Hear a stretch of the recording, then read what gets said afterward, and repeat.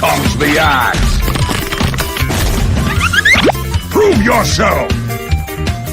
Obviously, our man, Mr. Ding DY, tries to fend him off a bit. But that's when Tim's rotates in, and now it's a full pincer. And, well, DY goes down. Yeah, he does. He can. Obviously, our man, Mr. Ding DY, tries to fend him off a bit. But that's when Tim's rotates in, and now it's a full pincer. And, well, DY goes down. Yeah, he does. Throwing that way. And he gives him the sorry. Sorry I tipped you. Don't want to be disrespectful. Yeah, wait, what? Now Cuckoo is going to pay the price for it, even hands his own life over. Cuckoo's just too How nice. It's just too nice. Smacks him up. Paparazzi going to be forced to shift on the gains, but they put their focus back on a Ninja Boogie. Oh! Gabby says, stop it right there! Drops the Chrono right on top of their head, and he's going to be able to grab the one. Boogie. With the assist from Gabby, stepping in from the turnbuckle, but then Boogie hands his own life over. Does turn into a Gabby double kill. If you end up even feeding, worst case, you're just going to feed over a huge net worth advantage. Meanwhile, bottom Shackle set up, looking to go aggressive behind the tower. DY cannot hang. Gets finished off right then and there.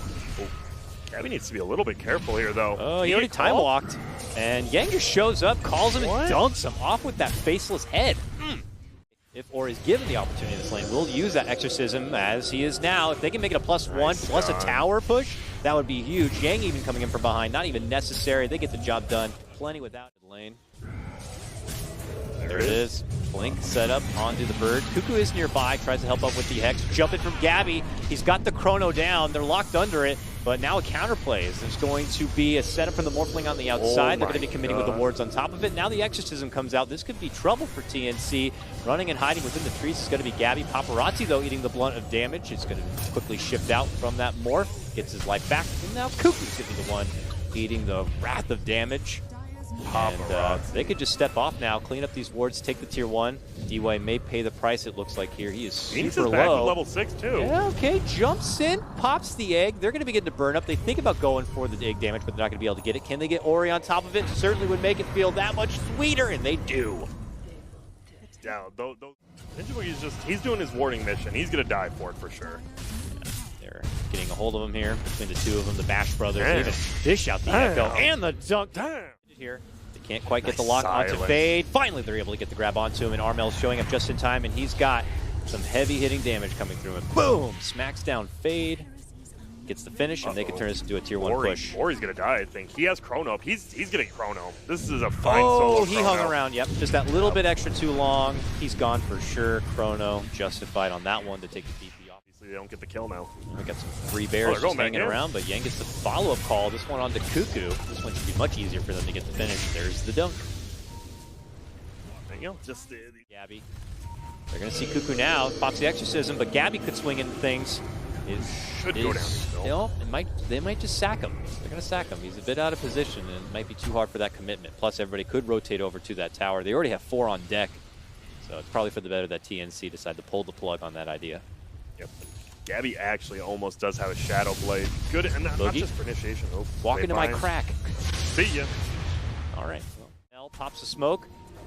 They pop the dust. He able to blink to the low ground, but Gabby welcomes him with a 3-man Chrono. Armel has to get to the high ground to get optimal damage out, and they are going to be able to burst down the DP. Follow-up Echo, though, from Vici. Gaming isn't going to be good enough. Cuckoo steps in. Big Ether Shock to burst them down. They are going to lose 2. Immediate buyback of the Death Prophet. Wants to get back into the action. Has the Exorcism if needed, but it might be too late. Now wants to walk in regardless into the arms of 3. TNC might want to swing Ori. Ori! What have you done? Oh, my. And there you go. That is all Armel. Armel sat in the perch position. He knew like that smoke was coming. He sat where there was a sentry and an observer ward up here by the Ancients, and right when the people come up, he just blinks away and Gabby goes in. That Cuckoo is so spots good. out Paparazzi super low. He gets the finish snipe there as well. Oh, everything coming up TN up north to make it away from trouble. He's moving quite fast, but Gabby's on him. Hits the Chrono onto the 1. Visual will slow him down a bit, but not going to save him, obviously. That's just a simple pickup. It is Chrono on cooldown, but they're going to find one more on the uphill. Uphill. DY. Can they kill him before he ulties? He doesn't have mana. He's dead. A wand, but I don't even think that will get him anywhere close to it, so he's just going to get smacked on down. All right, Cuckoo actually taunting him right there. He like, and then it gets to game 3, and you're kind of like, meanwhile, top lane. This was Fade trying to cut the waves from behind, and is going to get caught and punished for it. Game 1, slept a little bit more, and now you're rested up for game 2 and 3. Vici on the prowl, though, trying to make something out of it. They just missed their opportunity at Gabby in the mid lane, but he jumps up to the Ancient camp, and that's where they strike. Quick move in, quick dunk. Not alive yet. There's no way he could be over here.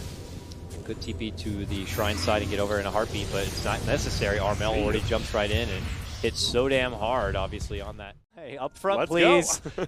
Tell us what's happening. Oh, it's Yango, and they jump right for the back line. So they go for DY first and foremost to finish him off, and they get it before the split's going to even be there. Meanwhile, Kuku locks Axe in his spot, and they finish him off, and just like that, 1-2 hit the deck. TNC with a full advantage and moving forward. Make it 3. TNC came to play in game number. Tower for Roche. Instead, they get a tier 3 and Roche. That's like the best deal ever. I know, wow.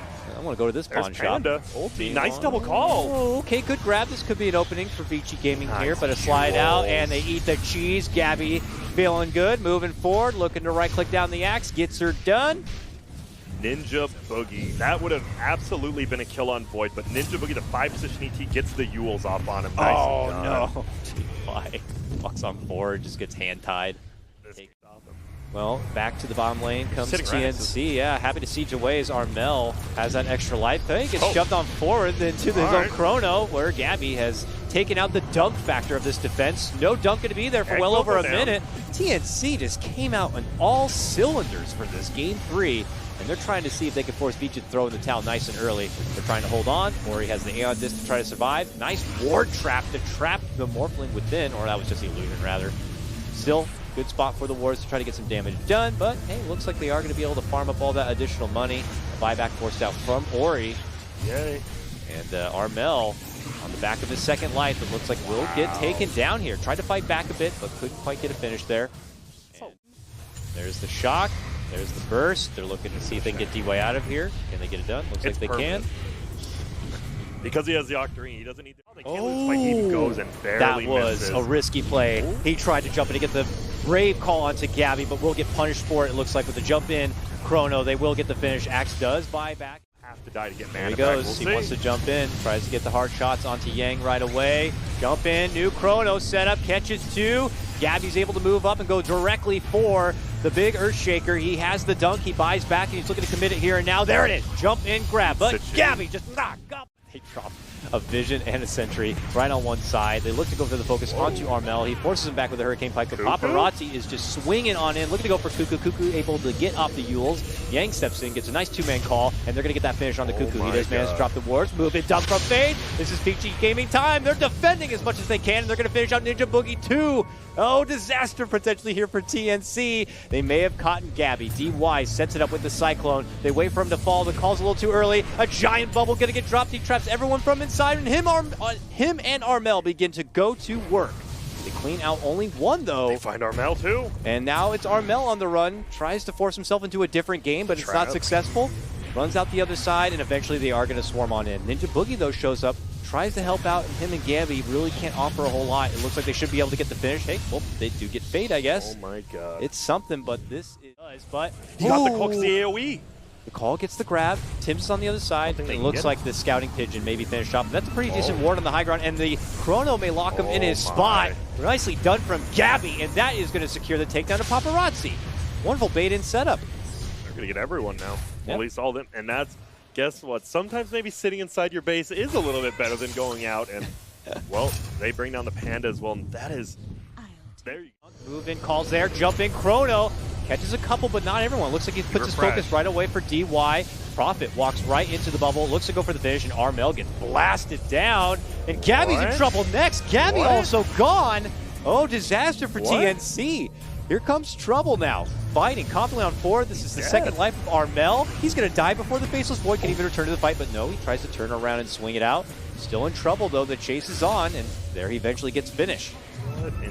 Buyback from him. They're trying to close this thing out. It would look like Gabby's getting back in on the action. He's got the cheese in the bubble still. Dives on in. Gets a big bubble grab. Looks to go for it. Jump from the other side. Big ducks there. But can they get the finish here? The Morph's going to be out for good 2 minutes. No buyback onto him.